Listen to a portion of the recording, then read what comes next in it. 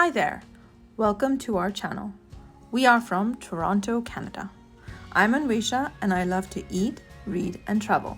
And my better half is Shom, who loves nature, adventure sports and fitness. And together we are here to share our adventures as we explore the world around us. So without further ado, we present our very first ever trip to Kingston, Ontario. We're on our way to Kingston today. It's really cloudy and it took us a very long time to get out of the city of Toronto because it was rush hour when we left. But we're looking forward to our trip. Kingston is the original capital of Canada and also the hometown of the tragically hip. So let's hope that we get to catch the Kingston Penitentiary, the Murney Tower, and maybe see a ghost or two. And at 7 p.m. in the evening, we finally arrived at the Hochelaga Inn.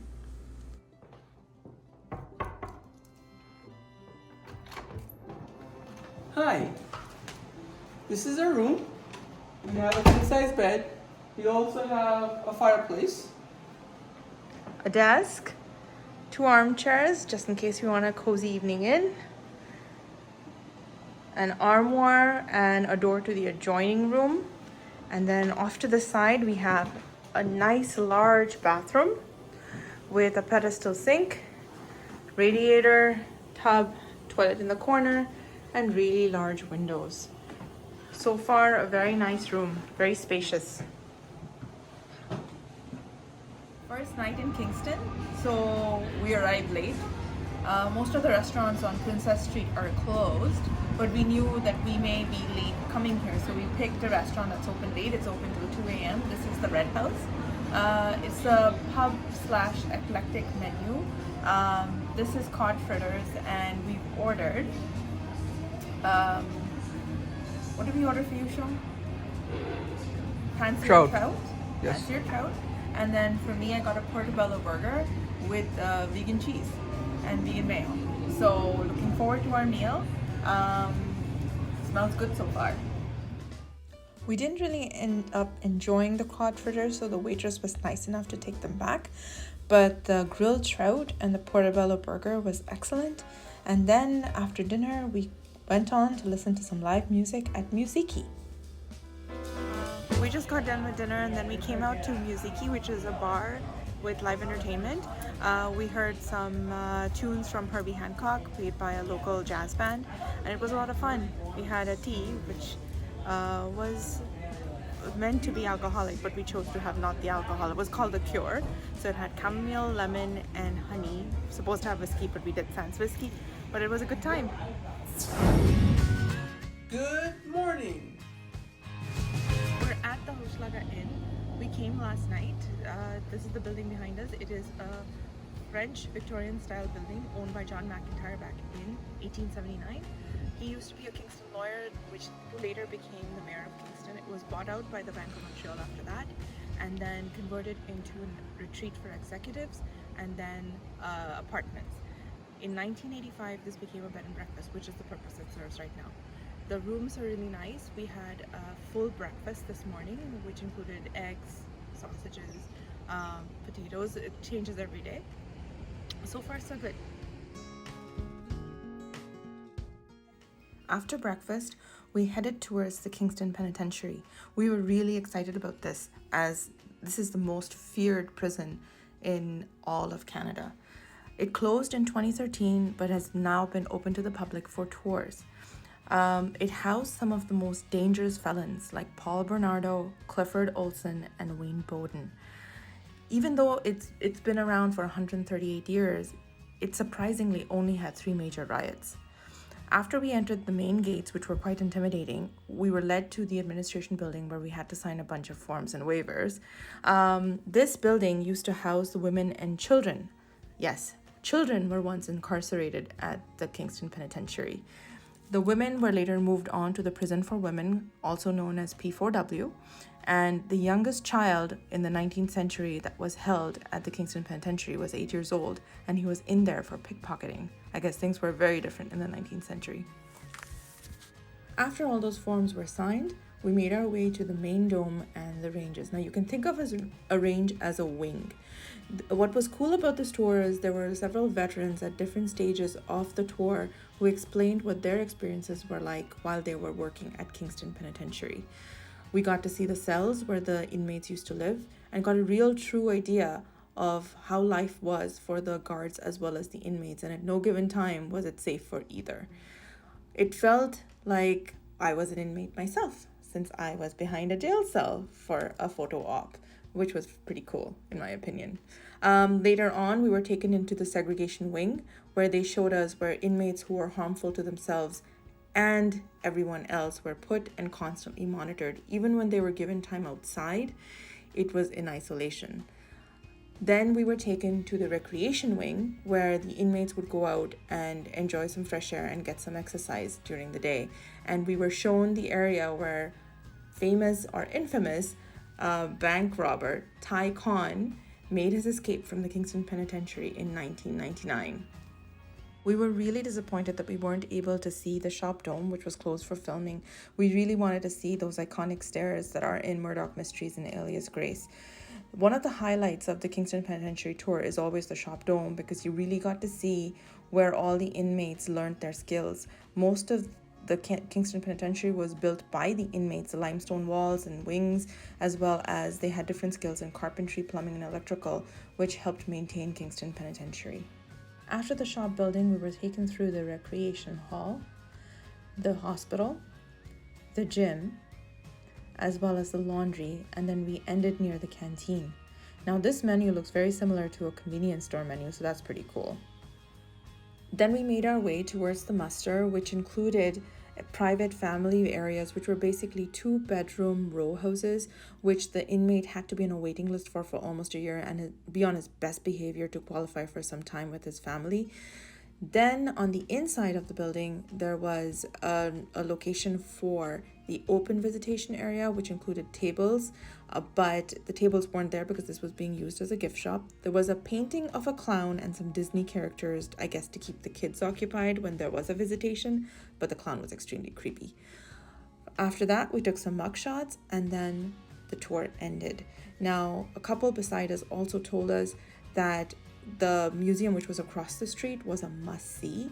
It had a lot more documentation and a lot more props and items that were used in the Kingston Penitentiary, but we didn't get to see that as it was closed. Something to do the next time we're in Kingston.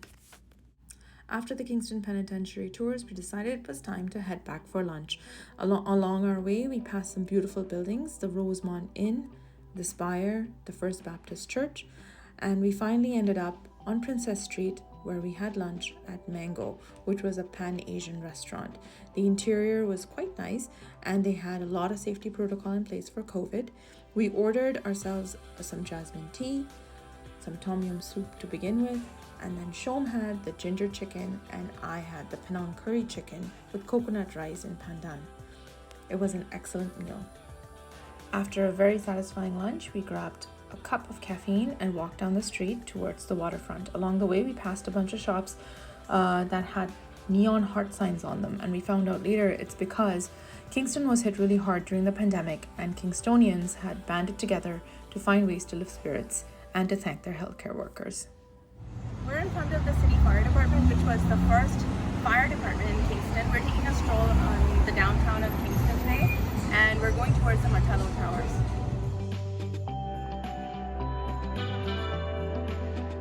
We're in front of one of the Martello Towers. There are 16 in Canada. They are fully fortified, and they have weapons and artillery inside to protect and defend. Out of the 16 that were built in Canada, 4 of them are in Kingston. There's one right behind me, and there's one right behind that, and then there's other 2 on that side.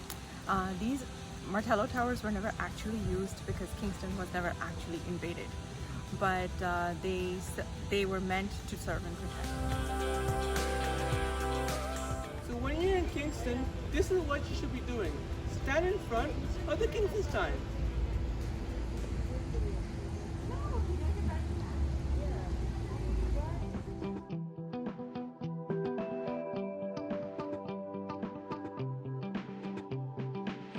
We're in Confederation Park. We were walking by the Martello Tower a minute ago, and now we're in front of engine 1095, which, as everybody knows who's ever played with the train set, is a very important piece to have.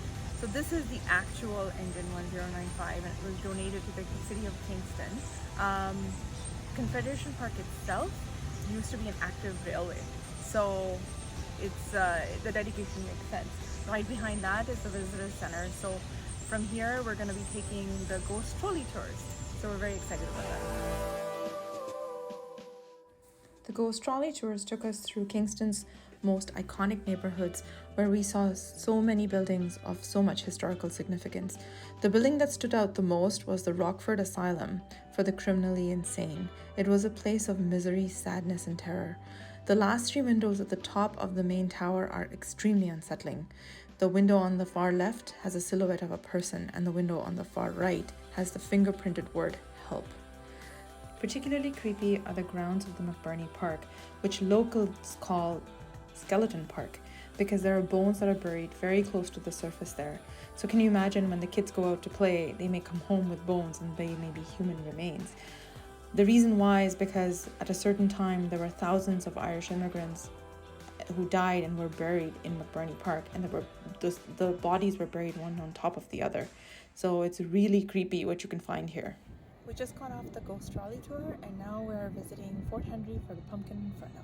But before we go there, we just wanted to see the sights of the city at twilight. So it's getting, the sun is starting to set, and you can see the city in the background. It's really pretty.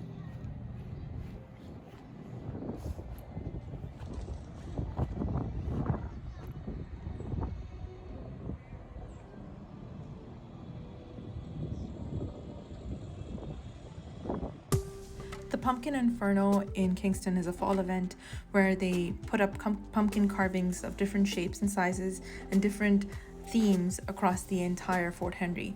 It is a great experience because you get to walk through at your own pace and see the different sites. In Toronto, we have something similar called Pumpkins After Dark, but last year we had to drive through it, not walk it. So this was a lot of fun.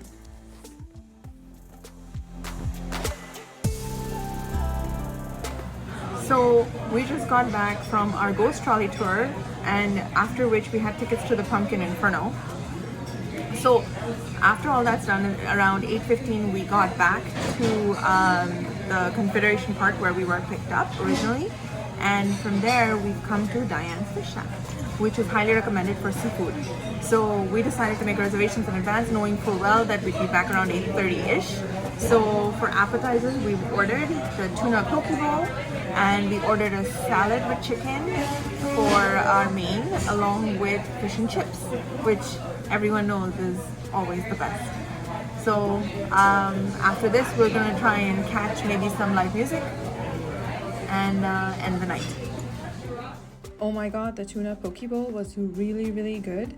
Shom was so-so on the salad, but the fish and chips was perfect. We ended the night here. Good morning. Today's agenda included the grounds of Queen's University and the Waterfront Trail. Today's our last day in Kingston, and we are in the Queen's University grounds, walking towards the waterfront and then back into the city. We're in front of St. James Anglican Church, which is 181 years old. There are 15 bells in here, the biggest being called the Big Joe. It's about 1,000 kilograms. There's a blue carpet in the sanctuary, which is actually from Westminster Abbey. Lots of history with it.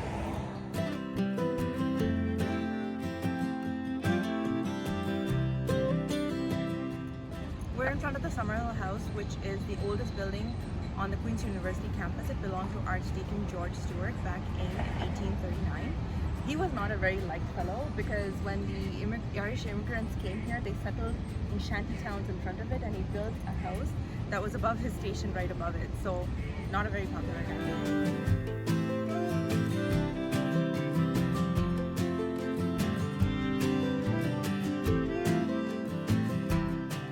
We're now at the Gord Edgar Downey Pier. It is located just off of the west side of Breakwater Park. People come here in the summer for swimming. There is their little stairs to go down to the water, There's a jumping off platform over there. There's a pedestrian bridge. It's a nice relaxing place to just enjoy the day.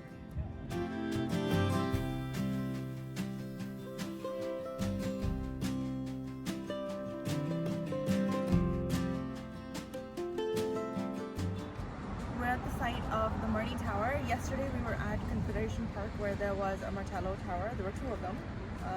And this is another one. This one's called the Murney Tower. Inside it's reinforced with battlements and artillery. The entire tower is built to defend and protect. So obviously they're closed right now, so we can't get to see them. But this is one of the four that is in Kingston.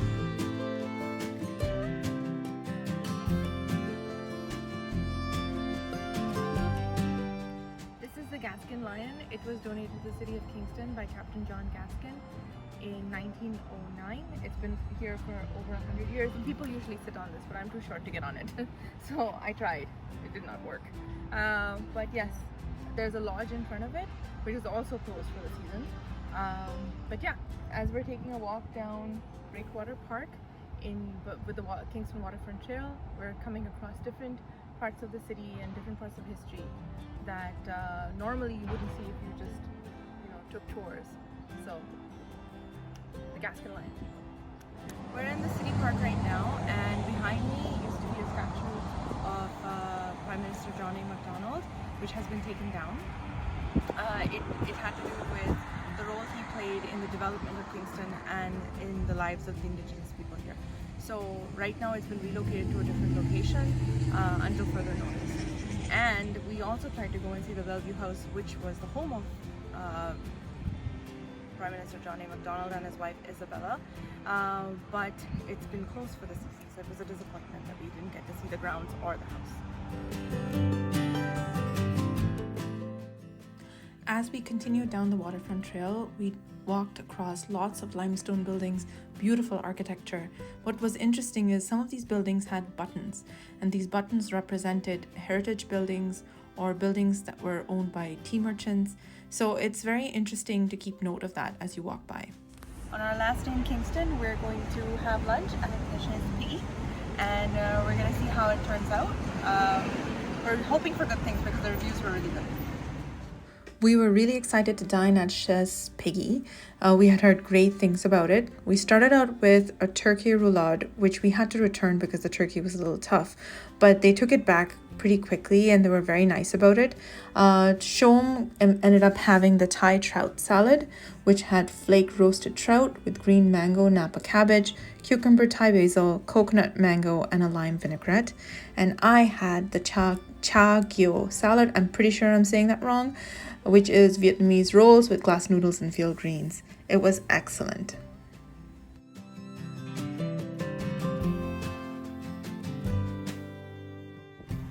We're in front of St. Mary's Cathedral. This is one of the four churches within 600 meters of Clergy Street, and it was built in 1848. The spire, right behind me, rises 242 feet into the sky.